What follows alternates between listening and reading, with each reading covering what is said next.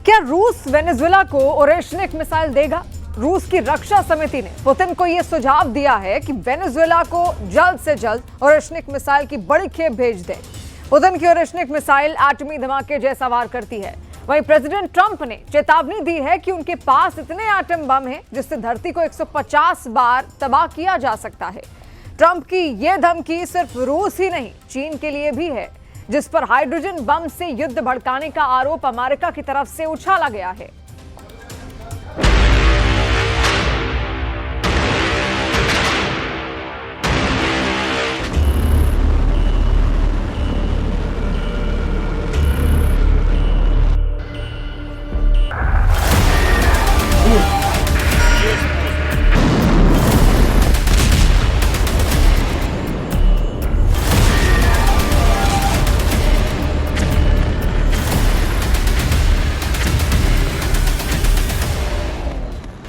मिसाइलों से नहीं,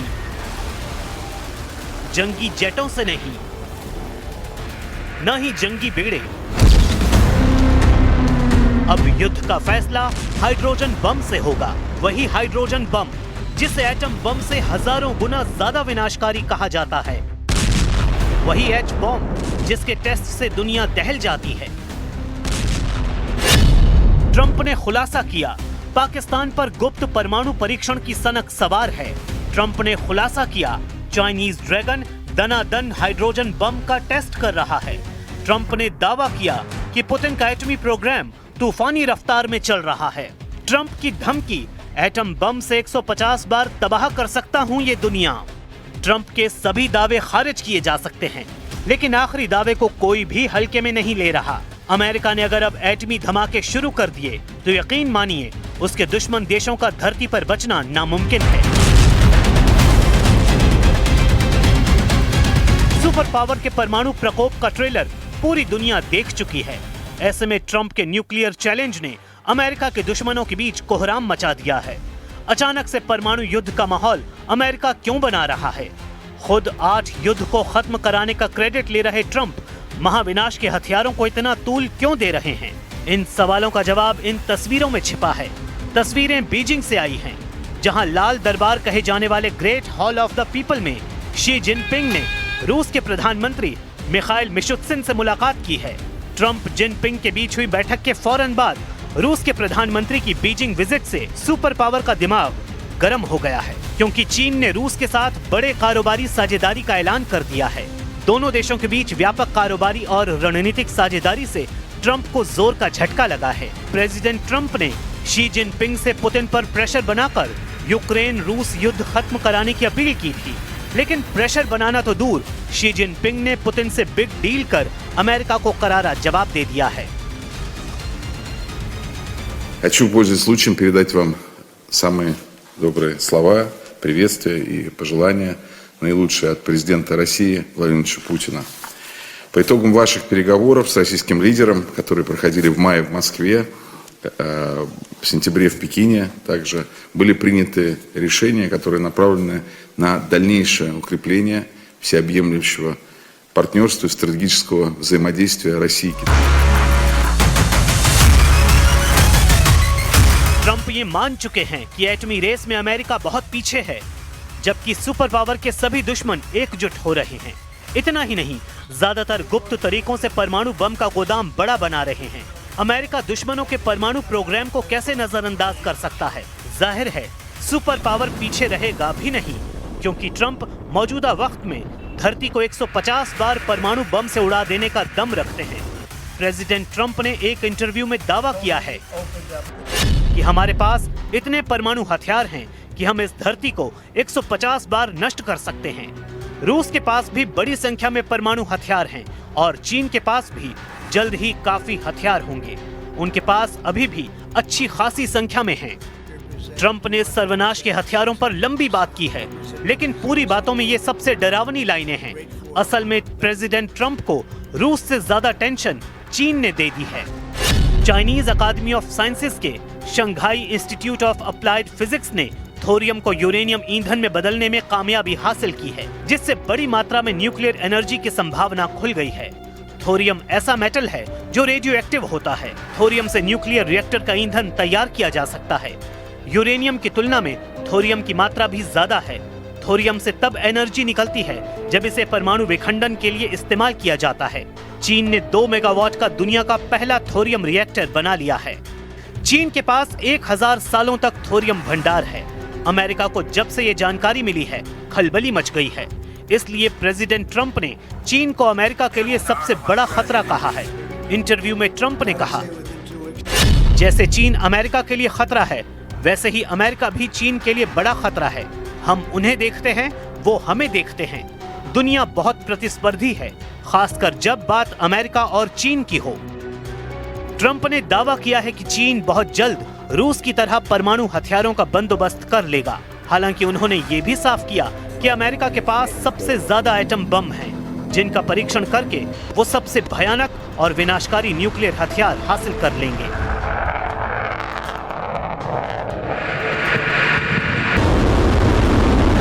With others, they seem to all be nuclear testing. We have more nuclear weapons than anybody. We don't do testing. We've halted it many years ago. But with others doing testing, I think it's appropriate that we do also. America को दुश्मनों के atom bomb से जितना खतरा है, उतना ही उसके दोस्त देशों को तबाही का डर है। अमेरिका पर निशाना साधने से पहले प्रेसिडेंट पुतिन यूरोप को परमाणु हमले से दहलाने की धमकी कई बार दोहराते आ रहे हैं। हाल ही में लगातार परमाणु हथियारों के परीक्षण से उनके अगले कदम का अंदाजा लगाया जा सकता है।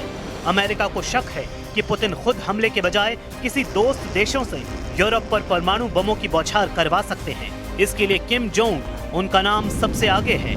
हालांकि अमेरिका के एटमी प्रोग्राम डायरेक्टर हीथर विलियम्स ने साफ किया है कि किम के डर से अमेरिका परमाणु टेस्ट नहीं कर रहा। सुपर पावर के परमाणु परीक्षण की असली वजह चीन और रूस हैं। There isn't a technical reason for the U.S. to return to testing just in response to North Korea, but it is worth noting that both Russia and China have been testing nuclear delivery platforms over the past year. A year ago, China tested an intercontinental ballistic missile over the Pacific, and just in the past month, the Russians have tested a new nuclear-powered, nuclear-capable cruise missile that has incredibly long ranges, and they've also tested an underwater drone that could potentially carry nuclear weapons, according to Putin. ये तय है कि अब America एटमी power बढ़ाएगा। इससे रूस और चीन को भी एक तरह से परमाणु हथियारों को बढ़ाने का लाइसेंस मिल जाएगा। वैसे भी न्यूक्लियर वॉर के आसार तेजी से बन रहे हैं। अमेरिका ने नेटो में अपने राजदूत मैथ्यू व्हिटेकर को कीव भेजकर पुतिन को सख्त मैसेज दिया है। यूक्रेन में मैथ्यू व्हिटेकर और यूक्रेन के रक्षा मंत्री डेनिस शम्यहॉल ने विंटर वॉर पर बैठक की है। ट्रंप के राजदूत ने अब खुलकर यूक्रेन को नेटो फोर्स की मदद का रास्ता साफ किया है। यही नहीं, यूक्रेन यूरोपीय देशों के साथ मिलकर हथियारों की फैक्ट्रियां बनाने का ऐलान पहले ही कर चुका है। यूक्रेन ने अपने हथियारों की फैक्ट्रियां बर्लिन और कोपेनहेगन में बनाने की जानकारी दी है, जहां बने ड्रोन और तोपखानों के निर्यात से यूक्रेन को अच्छी खासी आर्थिक मदद मिलने वाली है। Відкриваємо 2 експортні столиці. Ви знаєте, що це копродакшн і експорт, про який ми говорили, тієї зброї, яку ми можемо дозволити собі продавати, щоб мати додаткові гроші на наше внутрішнє виробництво дефіцитних речей, на які нам не вистачає грошей. Перші 2 столиці це вирішено на рівні компаній, які будуть в копродакшні, а також на рівні держав. Перші 2 столиці це наших представництва там будуть, це Берлін і Копенгаген. यूक्रेन जितना मजबूत होगा, पुतिन उतने ही आक्रामक होंगे। पुतिन जितने गुस्से में आएंगे, एटम बम पर उतना ही प्रेशर बढ़ेगा। वैसे प्रेसिडेंट पुतिन सीधे अमेरिका से युद्ध की जगह उन्हें फ्रंट पर घेरने की कोशिश में जुटे हैं, जहां सुपर पावर हमले कर रहा है। रूस के रक्षा समिति के उपाध्यक्ष एलेक्सी जुरावलेव ने दावा किया है कि पुतिन ट्रंप के खिलाफ ऑर्शनिक मिसाइल को युद्ध में उतार सकते हैं। पुतिन जिस फ्रंट पर एटमी मिसाइल की तैनाती करेंगे, वो वेनेजुएला हो सकता है, जहां अमेरिका के हमले जारी हैं। वेनेजुएला के राष्ट्रपति निकोलस मादुरो ने ऐलान किया है कि वो हर दिन प्रेसिडेंट पुतिन के संपर्क में हैं। मादुरो ने दावा किया है कि पुतिन वेनेजुएला की रक्षा के लिए हर तरह से मदद के लिए तैयार हैं। Hablar y entenderse. Un hombre que defienda el derecho internacional, los derechos humanos y esté en contra de crímenes como estos, que amenazan la vida de los pueblos del Caribe, pero amenazan lo más grave, la paz, la estabilidad de nuestra región. जिस दांव से America अब तक Putin को परेशान कर रहा था, वही रूस अब आजमा रहा है। मतलब अमेरिका के दुश्मनों को दोस्त बनाकर रूस युद्ध में उलझा रहा है। लेकिन ऑर्शनिक जैसी मिसाइल को क्या पुतिन मादुरो जैसे कट्टर लीडर को देने का जोखिम मोल ले सकते हैं?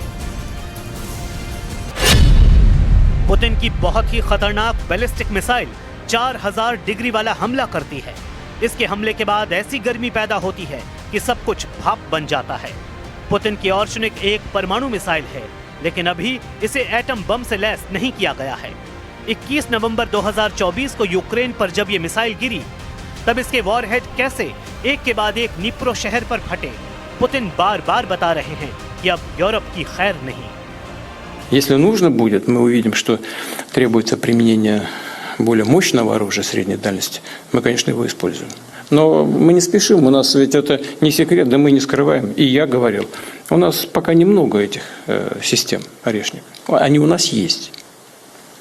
И не одна система. Но мы не спешим их применять, потому что это оружие мощное, оно предназначено для решения определенных задач. कह सकते हैं कि ऑर्शनिक मिसाइल अब सिर्फ यूक्रेन ही नहीं, बल्कि नेटो के खिलाफ भी पुतिन का ट्रम्प कार्ड बन चुकी है। 6 वॉरहेड के साथ पुतिन इस मिसाइल से यूक्रेन को पहले दहला चुके हैं। अगर पुतिन ने इस मिसाइल को यूरोप के शहरों पर फायर किया तो क्या होगा? रूस की कापुस्तिन यार्स रेंज से ये मिसाइल फायर की गई तो 3200 किलोमीटर दूर लंदन पर यह मिसाइल 16 मिनट के अंदर गिरेगी और लंदन जलने लगेगा। अगर जर्मनी पर यह मिसाइल दागी गई तो 2300 किलोमीटर दूर बर्लिन पर यह मिसाइल 11 मिनट में गिरेगी। अगर फ्रांस पर यह मिसाइल दागी गई तो 3100 किलोमीटर दूर पेरिस तक पहुंचने में इसे 15 मिनट लगेंगे। अगर बेल्जियम पर यह मिसाइल दागी गई तो 3000 किलोमीटर दूर यह कैपिटल सिटी ब्रसेल्स पर 14 मिनट में गिरेगी। अगर इटली पर यह मिसाइल फायर की गई तो 2700 किलोमीटर दूर रोम शहर पर यह मिसाइल 13 मिनट में फटेगी।